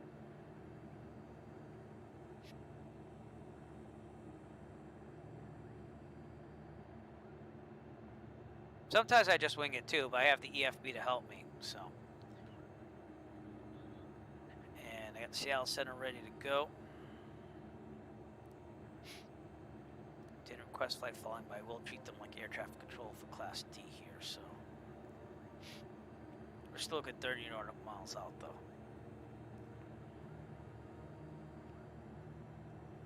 Pattern altitude again, just to remind myself, is 2,200. Right pattern on 3-2 right, by the way. Right pattern, 3-2 right. 3-2 left is a left, but 3-2 right is a right-hand pattern. I'll just double check that really fast, too. Boy, there's a lot of runways. There's landing and hold shoulder operations here, too, but we shouldn't need that. I don't think it's that high altitude to constitute having to have a lot of glide on the landing there. And the available landing distance on the shortest land and hold shoulder operations is 4,650 feet, so I think we're going to be fine. 3-2 right is right traffic. 3-2 left is left. Okay. Oh wait, no, wait, I just saw something there. Yeah, it's left. So that's a little confusing unless you're paying attention.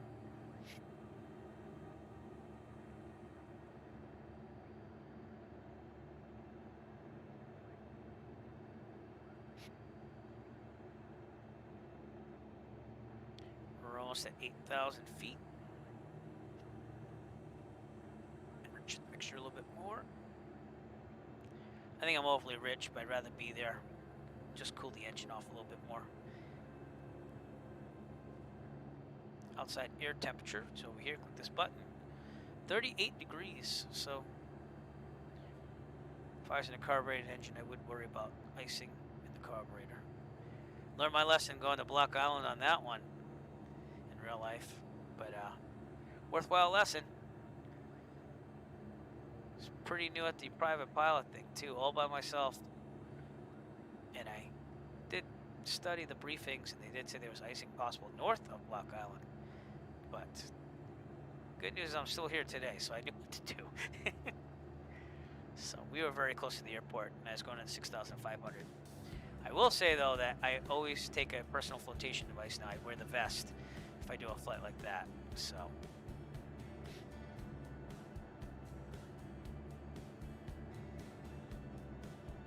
but I would have liked to have full fuel tanks before leaving. I didn't think, because I had to reload it, because my call sign wasn't on the plane, so I restarted it and then forgot to check the fuel, which you want to do in real life. You do a pre-flight and actually check the visual on the fuel, not just go by the gauges, which are never right, except for once in a while. At least in the planes I fly at the flight school. So, but you're looking good, sir. You're at my 10.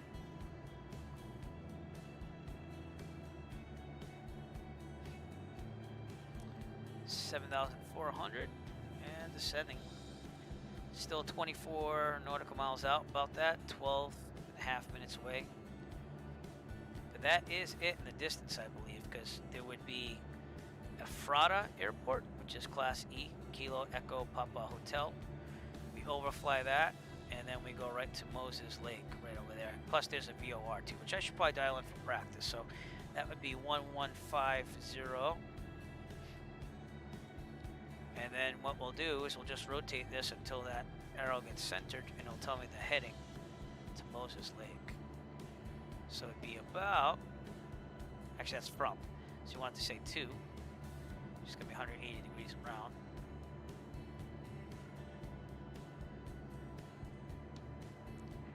So it'd be about 105, just right about where I'm at. So yeah, that's got to be it right out there. That's how you use the VOR. If you get lost and you kind of know where you are, you just put it to a VOR, make sure it's 2, and center that needle, and then follow the heading in. So that was on the private pilot check ride, obviously. or if you're got two VORs, you see where they intersect, and that kind of shows you where your position is, but it could be from or to. You just have to trace the radials on your sectional, which you can't do on electronic flight bag. So make sure that you know how to use a paper sectional and have one at all times. Don't do what I'm doing right now on this flight where I don't have one for Seattle, but you know, have an electronic flight bag. But whenever I fly, I always have a paper sectional. So not that I use it, it just stays in my bag. Haven't used it yet, but it's there. You know, something happens. I got my phone on backup with the same fare app, but paper will trump all. It will never fail you.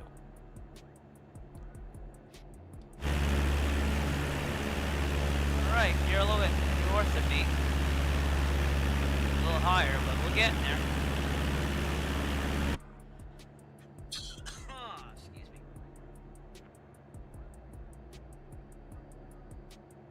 And we're gonna call it pretty soon. 20 nautical miles out, so like another 10.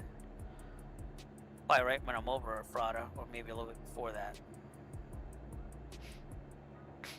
So look for Ephrata Airport on your right and overfly that, and you'll have it'll also give us a nice 45, left 45 for again, what was that, 3-2 left, if they call it, but we'll see, because VATSIM has different weather sometimes, which I'm sure I'll probably get different weather, so maybe I should talk to them earlier. Seattle Center, November 489er Echo Foxtrot. 489er Echo Foxtrot. Cessna Echo Foxtrot, type 172. We're 19 nautical miles out from Moses Lake. Kilo Mike Whiskey Hotel, and we like to do a full stop landing. We do have the current ATIS information there. And Skyhawk 489er Echo Hotel, Roger, or Echo Foxtrot. Let me check the hours again. Roger, Echo Foxtrot.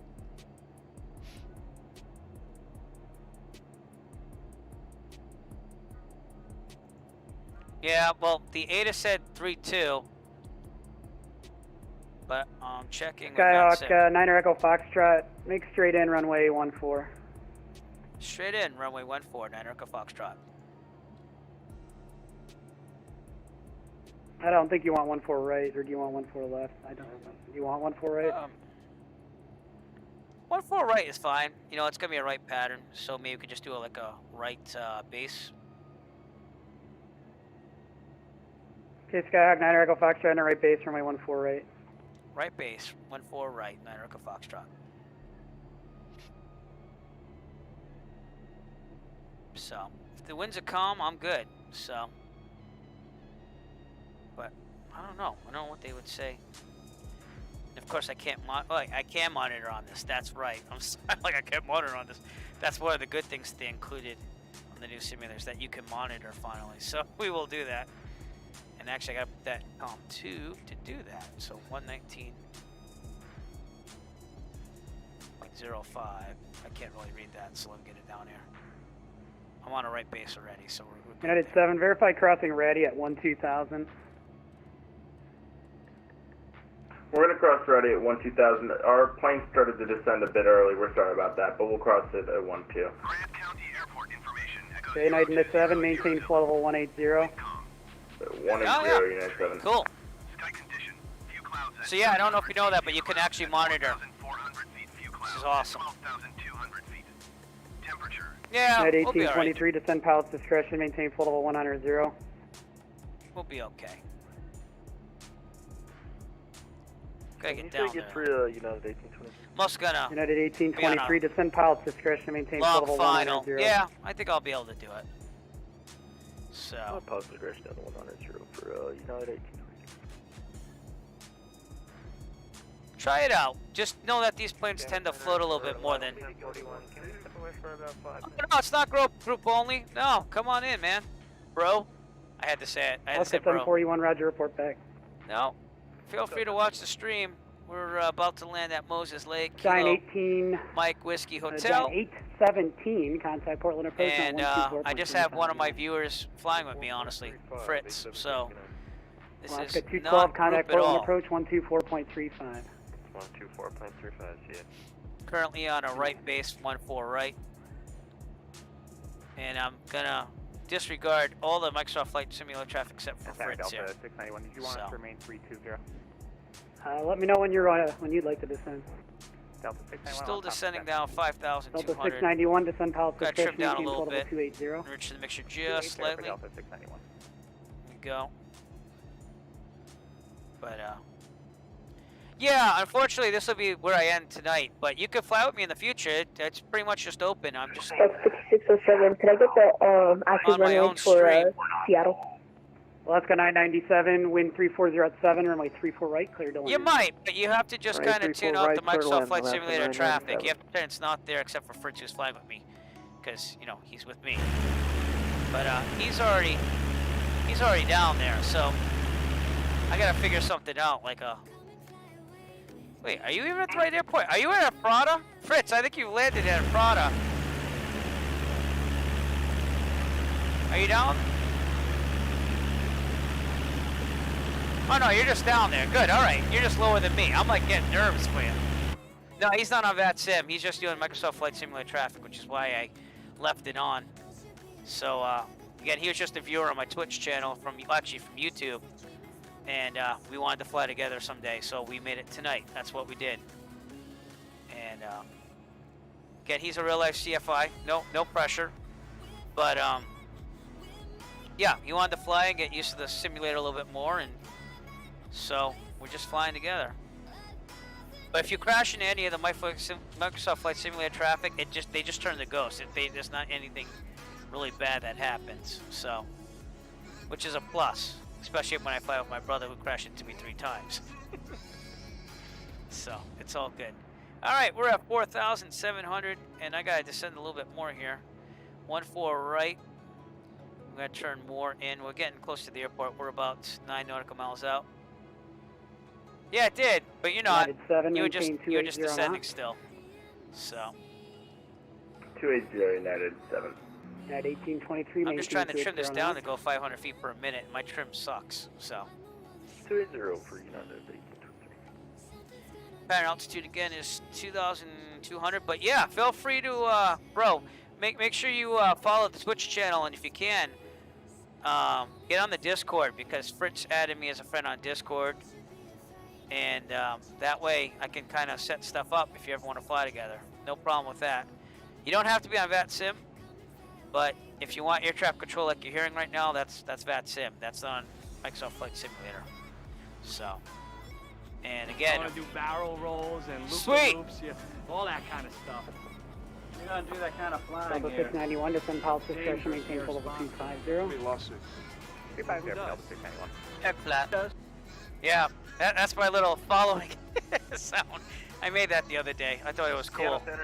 But thank you for following. I appreciate that. We definitely will fly in the future. It's just getting late out here. It's almost 11 o'clock. So, yeah. Tortilla with avocado and salt? Yes. Can I eat a lot of carbs? No. But I do like tortillas with avocado and salt. Is that a good thing or a bad thing, by the way?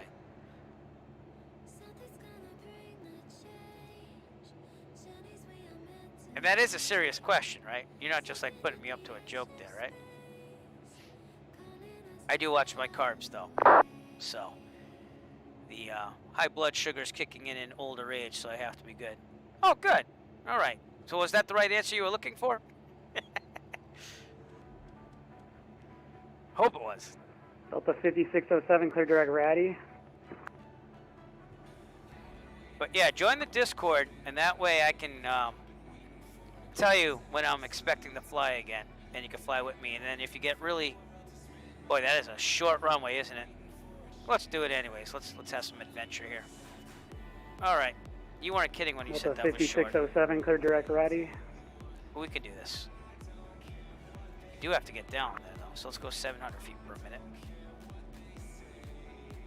And Fricky, you're probably gonna be number 7 one. cross Ratty at 2000. Yeah, Seattle yeah, altimeter we'll see. is 3043. Definitely full flaps on this 3043 one. and we'll cross ready at 2000 United. I can also ask him to change to 14 left. So I mean, it's not a big difference. But Fricky, you got your number one, bud. I'm gonna extend the 691 descend Palace final discretion, here. maintain full level 210. Mixture's gonna be almost all the way in. We're crossing the 3,000. Delta 691, about discretion, maintain flight level 210. We'll see. We'll see. We're not judging here. There's no judging this. This is just, we're going to try our best and see what happens, and I have enough fuel in reserve to make this happen. So even though it says low fuel, we have the nighttime requirement of 45 minutes extra fuel, even though I did want full fuel. Seattle Center, Delta 95 Zippy. All right, we're going to pull the throttle out. We're also going to do 10 degrees of flaps right about now. So we're under 110. Approach on 124.35. We're also going to try to slow down by evening this out a little bit more. 124.35 20 Delta degrees. 95 here. And we're going to slow down majorly. Fricky's going to get in there first, so. Remember, the plane tends to float. That's all I'm going to tell you. Seattle Center, United 7, you want us to stick at 280 knots? Throttle's staying off here. United 7. Way too yes, high. I'll let you know when you can reduce your speed. Roger. But I will. Yeah, we don't want to go that fast. Boy, this music is getting intense from the whole excitement of landing here. We're trying. Pattern altitude, we're still a little United high. 1823, cross ready at 12,250 knots, Seattle altimeter 3043. We'll see. Might be a full break landing here. Cross ready at 12,000. We'll maintain 250 knots for United 182. Full flaps. Slow that thing down. Get down there. Let's go. I might be a little close, too. Get in on Lima, Alaska 997, Charlie 10, please. Fricky, I might have to pretend that you're not there to make this landing. But I'm probably going to be very fast, too. So. Alaska 997, taxi to parking via Bravo. We'll see. We'll see if Bravo I can do it. Parking, Alaska 997. I'm going to pretend you're not there. I have to do it. Center 133.7. I might do a go run. I would definitely do a go run in real life, by the way. I don't know if this is going to work.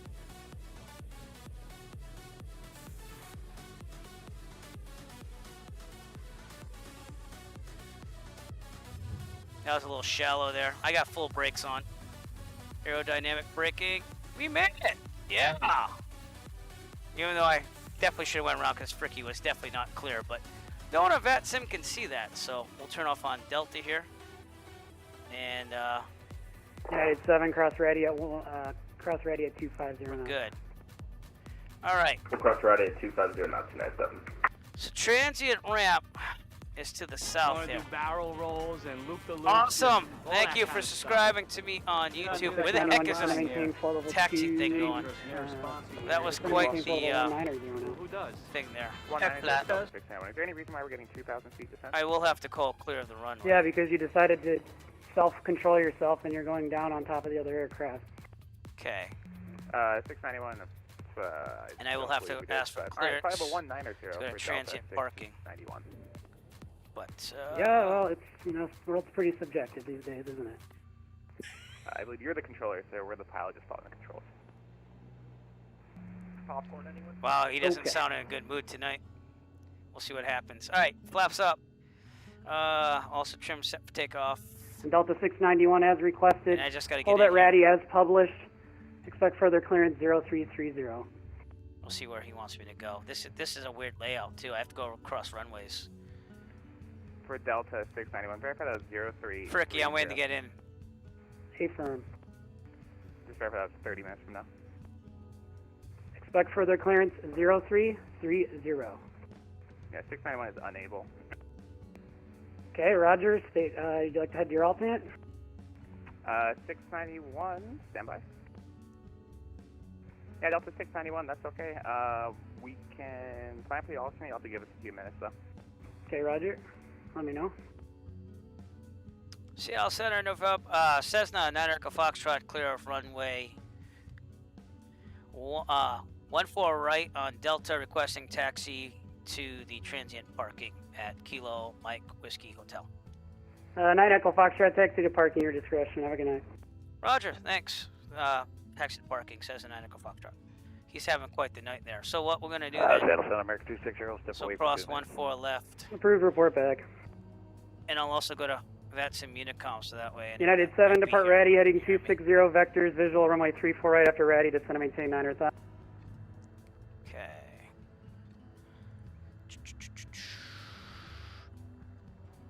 Grant County traffic, Cessna 9 Echo Foxtrot crossing runway 14 left, 32 right via Delta. Grant County. All right, I guess we're just going to do a roundabout in the airport here. So follow, you have to go right down that runway there, 927, which is really weird. Oh, that's what's happening? Yeah. He sounded a little overworked, so I didn't mind that he just said taxi and transient. It's probably the best thing anyways, because he's not really, I mean, he's center. It's not really like... But what's unique about this airport is we're actually going to use the runway as a taxiway here, so we are going to report this on the Unicom.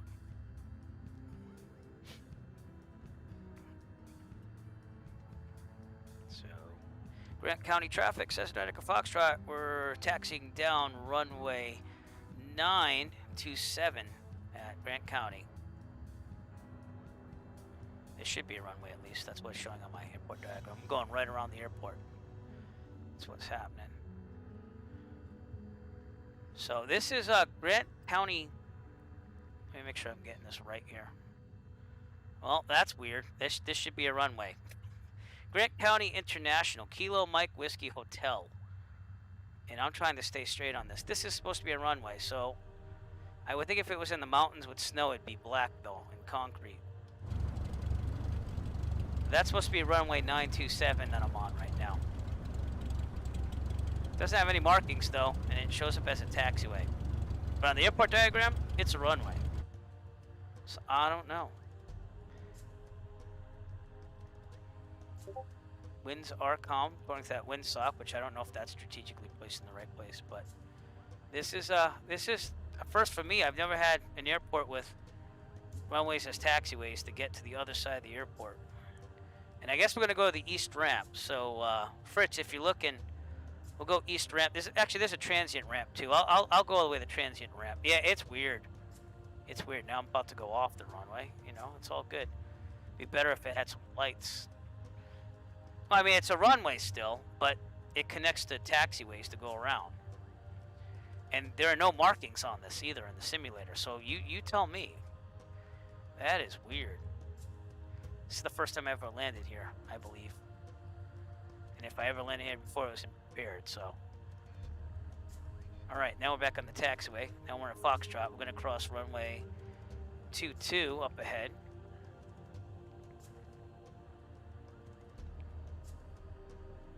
So that's interesting, huh?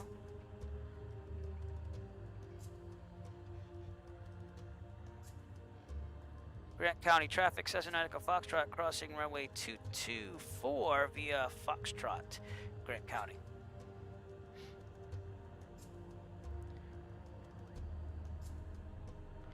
So yeah, now we're going to be down Gulf. We're going to have to cross another runway. I have to do like a big circle around the whole airport. I don't know. I mean, I know they probably have the long runways because of the altitude, I guess. I mean, I don't know. It's also an international airport. But maybe if the density gets particularly high over here, they want to make sure you have enough for a runway. Oh, yeah, I have no clue. I mean, I'm using it like a taxiway. I could have went down Charlie, but even at Charlie, I'd have to run 1836. So if you look at the airport diagram, it's really weird. And this is the newest airport diagram, so this is good till October 8th of 2020, so it is the updated one. No, like I was really afraid I wasn't going to be able to make that 1-4 right because I was way high to begin with. But we did it.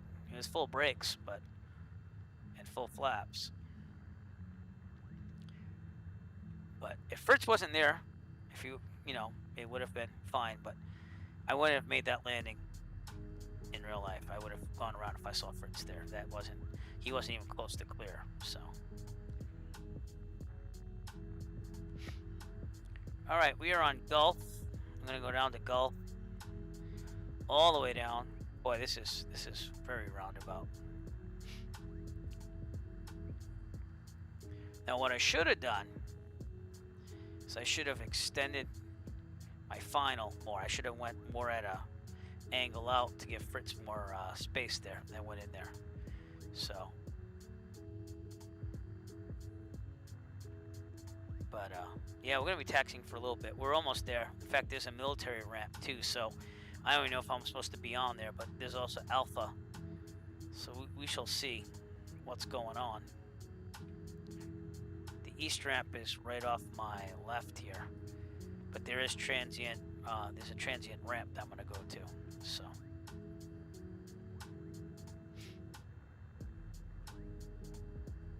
definitely a more unique airport, put it that way.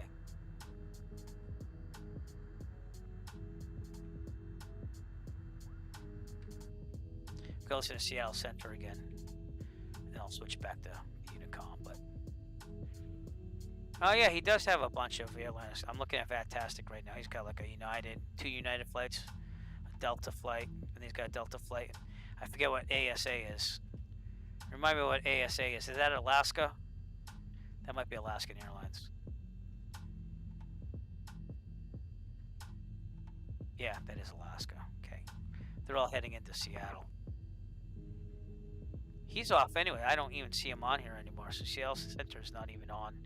Maybe he just got that angry and just said, ah, whatever. So I'll go back to Unicom. Go a little faster on the taxi, but it's cool. Alright. I'm going to take a right there. Yeah. Hey, I've had my share of grumpy air traffic control in real life too. One time my transponder wasn't sending out a code, and they kept thinking I was putting it in wrong.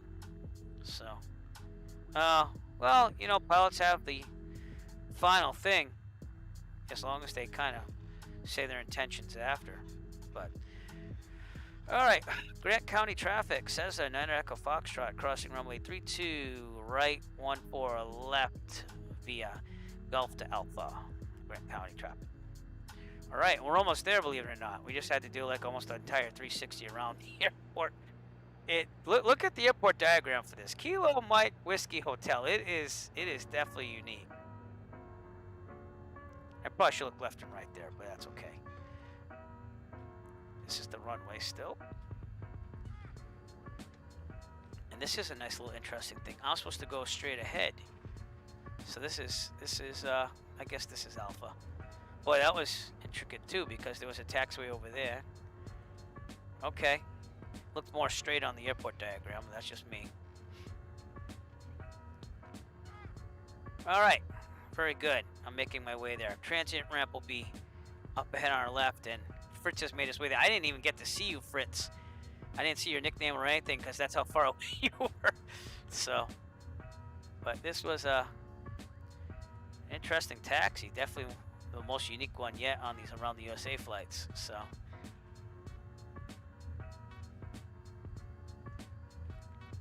very interesting. Alright, this is the military ramp over here, so I guess we're good. Taxiway is clear of that, which it should be. I just want to make sure. Then we have the U.S. Customs ramp over here on our left. Fire station's over here. That must be the fire station. Customs is actually this building's Customs. Fire station's probably this one. And transient ramp is past the fire station, so I'll just follow Fritz there, but you're gonna see planes. So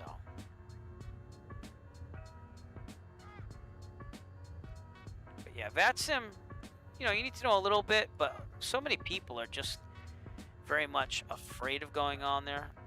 And you know, I know that I helped out a couple of VAT USA members, and I'm not perfect at comms, and being a real private pilot, like, I mess up still, you know, but the thing is I get the main message across where we can actually let them know in as concise a way as possible what we're doing. I'm gonna pull up right near Fritz if I can here.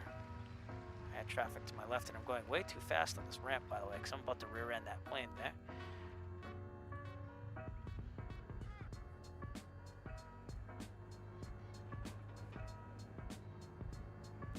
When I started flying the 172 in real life, that was the other thing, is the wingspan is way greater than the 152 I trained in. Again, that was for cost, and honestly, I like taking the 152 by myself still, so. All right, I'll actually park in front as long as I can make it work, which I can.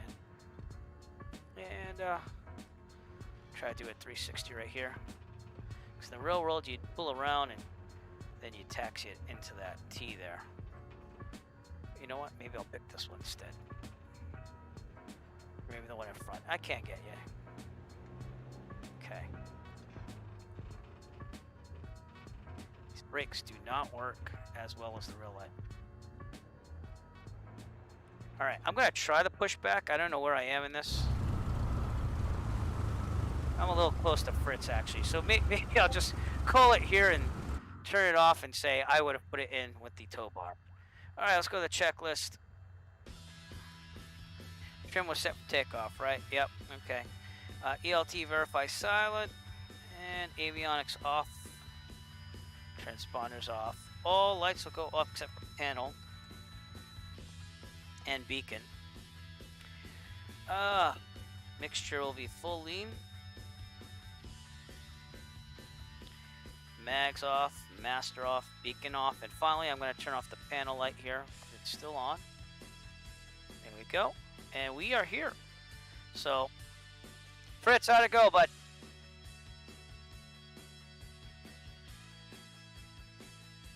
I thought I had him on voice. But we are here at Grant County Regional. And let me see if I can send the drone up to show you how weird the layout is here.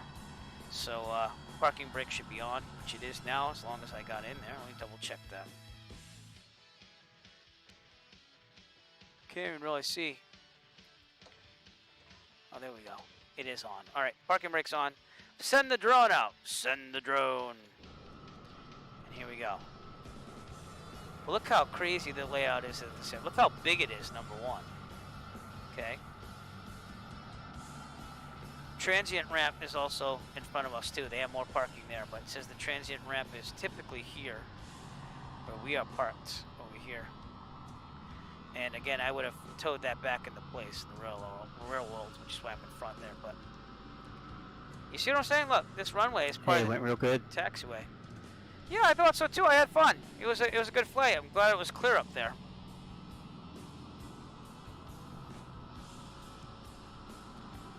Hit F2 here, go a little faster. But you see what I'm saying? Like taxiway, runway, taxiway, which you're allowed to do, but you typically don't see that a lot. There's the runway that we landed at, 314 right, I believe. Yep. So we landed there, and then typically I took the left on Delta because there was another runway there. So I went all the way around. So that's why it took so long to get there.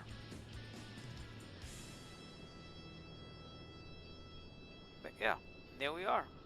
So one more flight towards the east, by the way. So we're on our way back to Plymouth, Massachusetts, ultimately.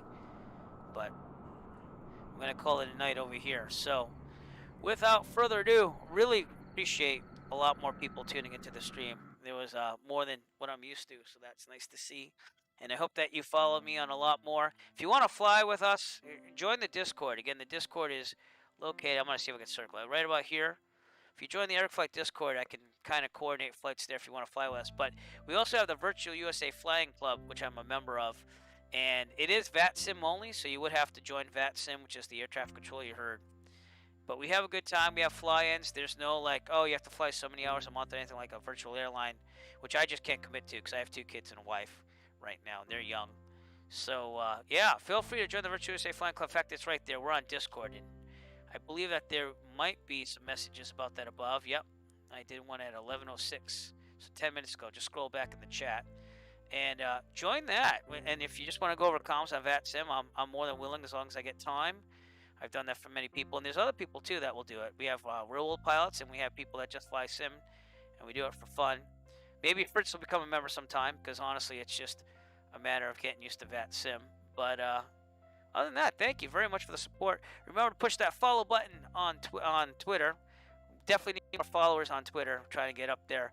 And the most important thing, though, on the Eric Flight channel, if you could push subscribe and the thumbs up like button, that would be great too, because I'm trying to get to 1,000 subscribers so I can monetize some videos. And what that's going to enable me to do is pay for more flying in the real world. That's what I use the YouTube money for. So, Having an issue with my Discord? All right, let me send you a link then from an I'll get a link right from my Discord because I don't know, it's been acting up. So here is the Discord link to go and join the Eric Flight Discord. And I'll leave Microsoft Flight Simulator on if you want to do that too, where you're not on VATSIM, just with my flights. But if you join the Virtual USA Flying Club, you would have to do VATSIM because that's where we all meet, and we use the Discord voice and everything while we do that. So, but again, really appreciate you watching, and I can't say that enough. We started streaming in June, right around the time that we started these flights around the USA, and this is the second time I've done this, going around the perimeter. And I can just show you that really fast because I know some people are getting that join code. But what's happening here is this was tonight's flight, and ultimately this was the route which I planned way back in like April and May. So we're flying around the perimeter of the United States. I started out in Plymouth, Massachusetts, which is my real life home base. We've gone all the way down. Microsoft Flight Simulator came out right about here, so then I started flying the newest Flight Simulator there. The rest of it was on prepared version 5, and now we're all the way over here at Moses Lake. So we have this distance right here to go back to Plymouth. And those are the flights that we'll be doing. I also occasionally do, like, little flights, and we do the fly-ins, of course, in the Virtual USA Flying Club, and we stream those as well. So, but anything that is interesting to you, you let me know, and we'll see what we can do together. But like I said, subscribe, follow, help me out here, and we'll just keep streaming because I'm going to keep flying anyways. And Fritz, thank you very much for being out here tonight. Really appreciate you being out here tonight. And hopefully we'll do more flights in the future. And I have you on Discord, so we'll I'll definitely coordinate that with you. There is a delay with the stream. Basically, I talk, and then a couple seconds later, it goes up on the stream. So,